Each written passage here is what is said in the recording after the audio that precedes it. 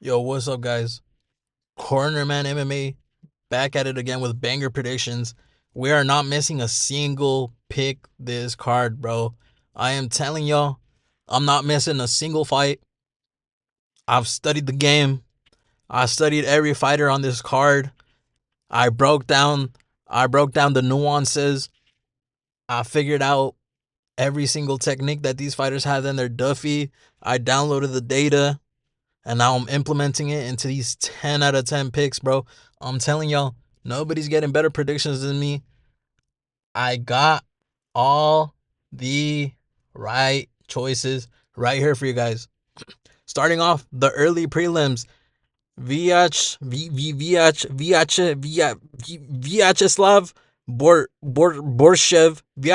Borshev versus Mateus Camilo. Easy pick, bro. Camilo is coming out of this one with a dub. Vyachev Borslev, bro. This guy is straight fodder, bro. This guy lost to Terrence McKinney. He lost to Tom Nolan. And he lost to Chase Hooper, bro. I mean, this guy got a horrendous record, bro. How are you losing to these people, man? How are you losing to Terrence McKinney, man? How are you losing to Tom Nolan, bro? Bro literally got an NPC named Tom Nolan, bro. This is not Christopher Nolan, bro. This ain't no cinema. Borshev is garbage. Mateus Camilo looks decently promising. He's got this one in the bag, bro. Easy dub. Getting Borshev out of there. Probably by a decision. Easy pick, bro. Easy pick. Then we have Susurkayev versus Mechanico. If you guys don't know, Susurkayev is the guy that fought on Dana White's Contender Series, and then literally the next weekend, bro, it's like what is that? 4 days later, he's fighting on the UFC card. Dominant in Dana White's Contender Series. Didn't look as dominant in his UFC fight, but still got him out of there in the second round. Can't blame him coming out of a fight literally a couple days before, less than a week before. You got to cut the guy some slack. He had to cut weight again.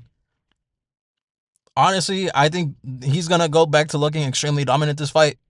Doesn't have to do 2 weight cuts in a week. Not coming off of another fight literally a couple days before. He's going to show that he's dominant. Eric Mechanico's only win that of any significance is against Cody Brundage, bro. Cody Brundage is a mid fighter. Other than that, no talent on his resume, bro. It's just nothing that would tell you that he's going to beat Susurkayev, especially since Susurkayev is a finishing machine, bro. You look at his record, it's finish. And I think he's going to come out here and get another finish this weekend. Then after that, Angela Hill versus Fatima Klein. Fatima Klein is coming off of 2 finishes. She's coming into this fight with momentum. Angela Hill is not that good of a fighter. I think Klein is gonna make it look easy. Honestly, this fight is honestly a layup for Klein. Hopefully, she gets out there, finishes her dominantly, second or third round as she tends to. Cause honestly, we need contenders in strawweight, bro. Otherwise, that division is cooked. I'm telling y'all, that division is cooked. But hopefully, we get a win here out of Fatima Klein. Next, we have Pat Sabatini versus Chepe Mariscal. Bro, you do not have to be a rocket scientist to figure this one out. Pat Sabatini is getting flatline KO'd. Simple, bro. I think Mariscal has what it takes to break into the top 15. Other than that, this guy is not making it to the top 10, bro. He's just not on that level. But Pat Sabatini is free low, bro. It's a free win for him. Gonna look good on the record. Easy stat pad. I don't know why Pat Sabatini is a favorite here. Although it's practically a toss-up. It's a 50-50.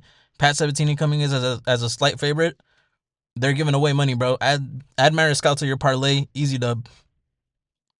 Then we have an absolute banger, bro. Kyle Dawkins versus the legendary Gerald Mearshart, a.k.a. GM3. I mean, it's going to be a fun fight. It's going to be a battle of mid. Dawkins is clearly on like a second wind in his career. Looked decent in his last couple of outings. And GM3 is just going to get dropped off, bro. GM3 has shown one time and time again. Doesn't show up in big moments. Gets dropped off too easily. Honestly, he's not gonna be able to put up any good resistance against Kyle Dawkins. I think this one's going in a decision, if I'm being honest. Kyle Dawkins decision, 30-27. A little bit grindy out of GM3. He'll probably survive first 2 rounds, get hurt a couple times, but nothing major, and then Kyle Dawkins is just gonna get this one in the bag from the judges. Then we have a fight that I'm really excited about: Malcolm Wellmaker versus Cody Haddon. Bedtime MMA. Say your prayers, buddy. Your Australian guy is getting dropped off by the American purebred Malcolm Wellmaker. Wellmaker is taking Cody Haddon's head off, bro. I mean, if you guys have seen his last couple fights, great striking, insane power, bro. This guy is genuinely putting people out at bantamweight, bro. You don't see this a lot. It's like low-key shades of Topuria at bantamweight, bro, and even lower weight class. Puts a bunch of torque into his hooks, knows how to land shots cleanly, knows how to close the distance, and Cody Haddon isn't going to have anything for him, bro. Wellmaker is going to come in here, make it look easy, bro. Cody Haddon has lost his fight against the only competition that he has had. Like, every time he comes against real comp, lost, bro. He's just not going to be on that level. Wellmaker's going to make easy work of him. Second round finish. I expect to see Haddon out cold on the floor, bro. I don't think this is going to be a TKO. We're going to see it out cold, probably a walk-off KO. And honestly, due to Wellmaker's age, bro, I hope after this fight, I hope he's one of those fighters that they just show clear favoritism to and they just rush him into a top 10 fight. Because honestly, I think he looks promising enough to where he could get to that level right away. And additionally, we're going to see if his grappling is decent this fight up against Cody Haddon. So if he shows promise in the grappling, he's able to stuff some takedowns, doesn't get his back taken, doesn't get tripped up against the fence, doesn't look like, you know those people who get held up against the fence, they don't know what they're doing, they don't know how to get the underhooks in, don't know how to get out of that position. Hopefully Wellmaker's able to show that level, rush that boy straight into the top 10. Bro's 31, not getting any younger. I mean, we need a speed run out of him because he's in those lower weight classes where time matters. He's not like Alex Pereira, middleweight, light heavyweight, where you could be a little older and you could still succeed. He's got to speed run his career at this point. Then we have Aaron Blanchfield versus Tracy Cortez. Look, I watched Nina Drama's latest vlog with Tracy Cortez, her training video, and she has swayed me, bro. I am now Tracy Cortez's #1 fan. I will be rooting for her. She will be winning this fight. But not really. In all honesty, she's getting dropped off. I will be rooting for her, but she's going to get smudged on the floor. Aaron Blanchfield is going to make it look easy, bro. Honestly, I don't see what Tracy Cortez brings to the table that could possibly get her a win here. No, striking's not good enough. She's going to get out grappled by Blanchfield. I think Blanchfield is right to be a good favorite. It's just Tracy Cortez is on a level. She's coming into the octagon with lashes. It's honestly a meme at this point. But great vlogs. On to the next one. Roman Kopylov versus Gregory Rodriguez, bro. This is a good fight. I think it's going to end in a KO. Honestly, I see a world where Roman Kopylov gets a head kick in the first round, bro. Gregory Rodriguez is chinny. I think, honestly, he gets tagged a couple times. Backing up. Kopylov just flings up a high kick. We just see one of those classic Gregory Rodriguez gets head kicked.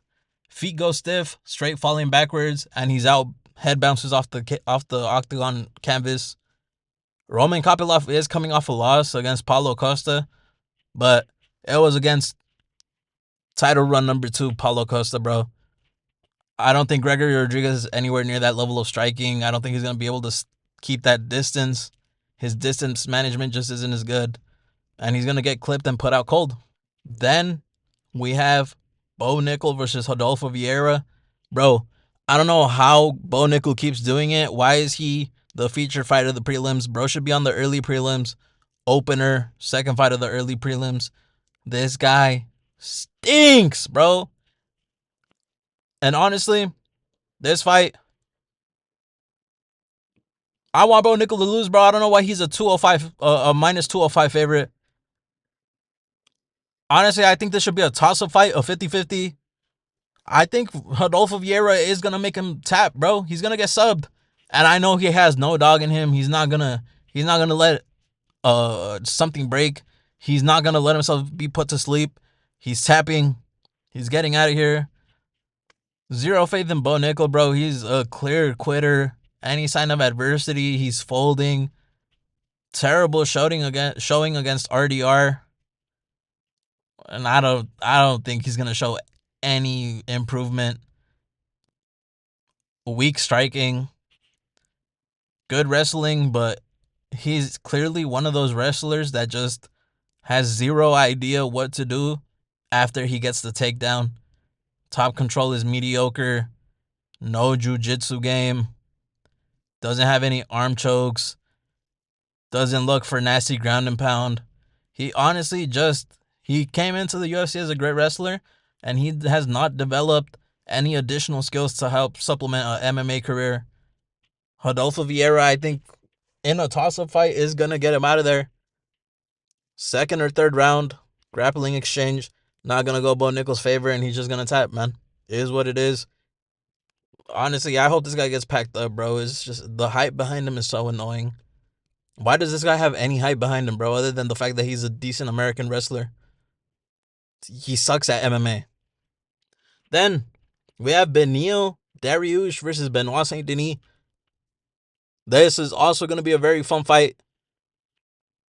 I think that Benoit BSD's his pressure is going to be really effective against Beneil Dariush. Beneil Dariush doesn't look too good when he's on the back foot. I think the striking exchanges are going to go in BSD's favor. Dariush looked crisp against Mateusz Gamrot. That's just about it. He gets tagged. He gets caught a lot when he's on the back foot. And he hasn't shown to have the best shin.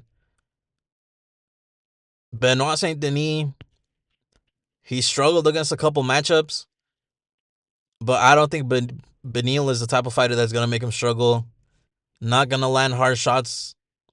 Not going to be able to back up BSD in any way. I don't think he's going to be able to get any type of pressure going with the grappling, with his striking. I think this fight is just going to be BSD dictating the pace, controlling the octagon, and either piecing up Beneil Dariush or getting the better of some grappling exchanges, getting on top, just out hustling Beneil Dariush and getting the win, man. Then we have what is the second most exciting fight for me on the card. Leon Edwards versus Carlos Prates. Banger of a fight, bro. Carlos Prates comes out here, great striking, looks for finishes. His only bad performance was against Ian Gary, bro. And he had Ian Gary Fortnite crawling, bro. He had Ian Gary moving like he was down on Fortnite, looking for a res, man. I remember I was at work watching that fight, bro. I was so mad that he didn't get the finish right there, bro. Just a little bit more hustle in the fifth would have put him over Ian Gary. But that's besides the point. Leon Edwards is going to get pieced up by Carlos Prates, man. Leon Edwards isn't going to be able to move around the way Ian Gary was. He doesn't have that same level of lateral movement that he could keep going for all 3 rounds.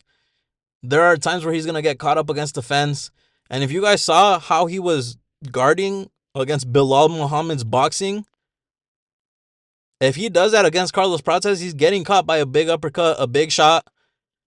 And it's not going to be a good look for Leon Edwards, bro. We saw what Nate Diaz was able to do to him. Imagine what Carlos Prates is going to do to him, bro. It's going to be nasty.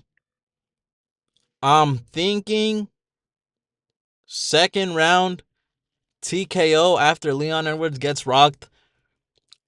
I think Leon Edwards is gonna come out here. He's gonna try to grapple a little bit. It's not gonna work for him, and we're just gonna see his morale drop. And honestly, sometimes Leon Edwards' IQ just isn't where you would expect it to be, right? For somebody who's held a UFC championship, the guy shot a takedown on Sean Brady after being controlled for 3 whole rounds. Fourth round, he comes out. What is he gonna do? Oh, I'm gonna show the takedown. I'm gonna show the takedown, bro. I'm gonna take him down. I'm gonna take the wrestler down to the ground, and I'm gonna show off my grappling level. I'm gonna show that I'm on that level. He's not on that level, bro.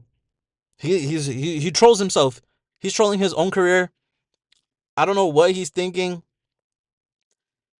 Against Bilal Muhammad, he had moments where he could do nasty ground and pound against Bilal Muhammad.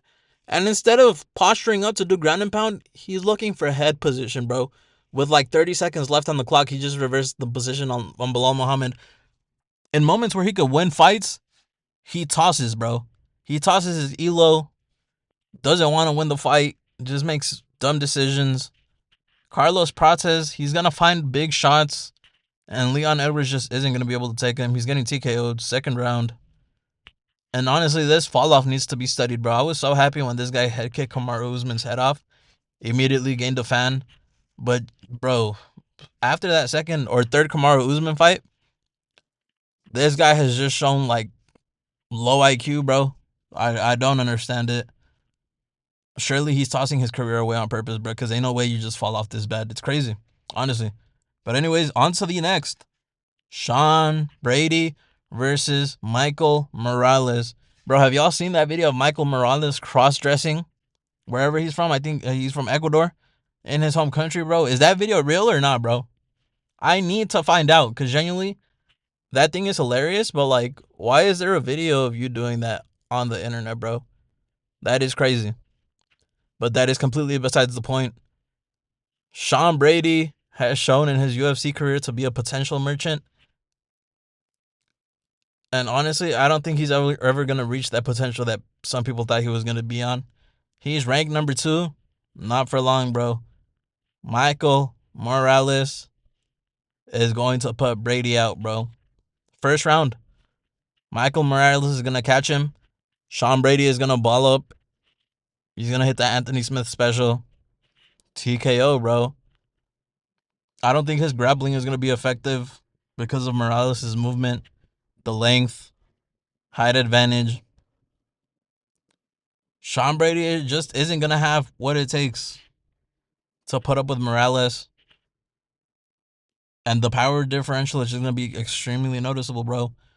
If you're getting put down by Bilal Muhammad with volume, you're getting put down by somebody like Michael Morales with a big power shot, bro. Like, it is what it is. I don't think Sean Brady has that dog in him. Overall, when we look back at the end of Sean Brady's career, bro, it's just going to be a disappointment, bro. It's going to be sadness. But yeah, that's my prediction for Sean Brady versus Michael Morales. Michael Morales, first round, bro. Write that down. Add it to your parlay. Easy money. Then we have Valentina Shevchenko versus Zhang Weili. Bro, a lot of people are talking about Valentina Shevchenko like she's in her prime, bro. She does not have the speed she once had. And honestly, for a fighter who plants her feet the way she does, instead of staying on the balls of her feet and being bouncy, no, she plants her feet unless she's blitzing, and that's not gonna work against Zhang Weili, bro. Honestly, her only path to victory is gonna be the grappling, just like it was against Alexa Grasso. Her striking just isn't gonna be where it needs to be to keep up with someone like Zhang Weili. I do see a world where she flukes an insane kick against Zhang Weili, where she gets a nasty spinning kick out at range. It's just she's been plodding along around the octagon for too long. Zhang Weili lets her guard down a little bit, expecting her to come in blitzing with the feet, and she just hits a nice spinning kick straight onto Zhang Weili's dome. But bro, the odds of that happening are so close to zero, bro. I just genuinely don't see that happening. I do believe this fight is gonna go the distance. And if Valentina Shevchenko isn't able to out-grapple Zhang Weili dominantly over the course of at least 3 rounds, Zhang Weili is going to be way too fast for her on the feet. She's going to be a way more dynamic striker. She's light on her feet, unlike Valentina, and it's going to show. And I think Zhang Weili being a better striker than Valentina is a better way to think about this fight than thinking that Valentina Shevchenko is going to have the level of grappling to keep Zhang Weili down on her back for more than 3 rounds. I mean, I don't genuinely see that happening. I have Zhang Weili by decision, probably 49-46. I think it's going to be a very decisive victory, no controversy. Shevchenko's not going to be able to keep her down and definitely not going to be able to keep up in the striking. Zhang Weili by decision. Then we come to the main event. You guys already know who I'm picking for this one. JDM is retaining his belt. Why is Islam Makhachev minus 285? I could not tell you, bro. This Makhachev hype needs to be studied, bro. JDM is a monster. A monster in the octagon, bro. I see a long title reign coming up for JDM.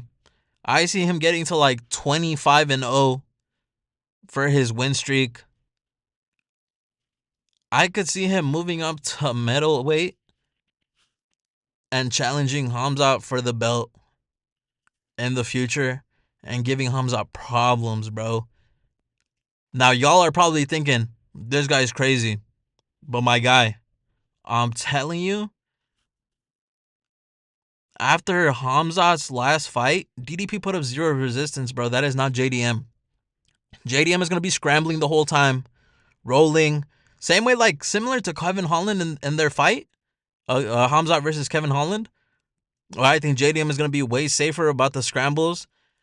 And, bro, once they're up to their feet, Hamzat's a little fatigued. Because only reason he didn't get fatigued against DDP was the lack of resistance.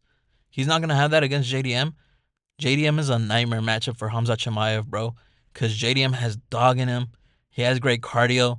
He hits hard. And all I'm going to say is JDM looked better against Gilbert Burns than Hamzat Chimaev did, bro. And now, I'm not a big fan of MMA math, but once in a while, in moments like these, I do just like to think that sometimes MMA math does work. And JDM has what it takes to beat someone like Chimaev, bro. Write that down. Keep an eye out for that in the next 2 to 3 years. JDM will be beating Hamzat, bro. And I will be rubbing it in all the Hamzat fans' faces because, bro, I'm telling y'all, JDM is that guy, bro. Whoever you think your favorite fighter is, JDM is that guy.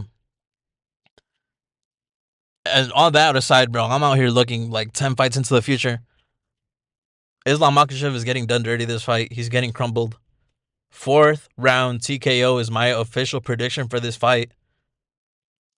JDM is just going to show him levels in the striking. Islam's grappling is not going to be effective. And JDM is going to retain, man. As far as what Islam is going to do after that loss, I think probably move down to lightweight, bro. Because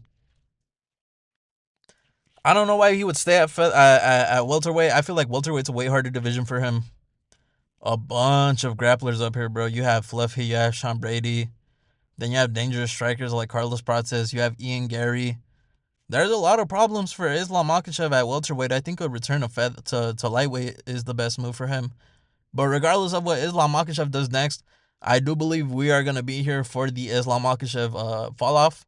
Islam Makhachev will be getting slept by Ilia Topuria brutally. If he goes back down there, it's not going to be a TKO. It's going to be Islam Makhachev cold. You know? It just is what it is. Yeah, man. JDM. Write that down. Add that to your parlay. Honestly, if you get all of my picks in a parlay, bro, put up $20 for that. Thank me later. You will be rich. If you want to cut me in, I will take it gladly. But anyways, guys, let me know what you guys think about my predictions. Leave it down in the comments. Like the video. Subscribe to the channel. Big ups to JDM. I will be posting a reaction the same night that this event happens. After JDM retains his title. I will see you guys in the next one.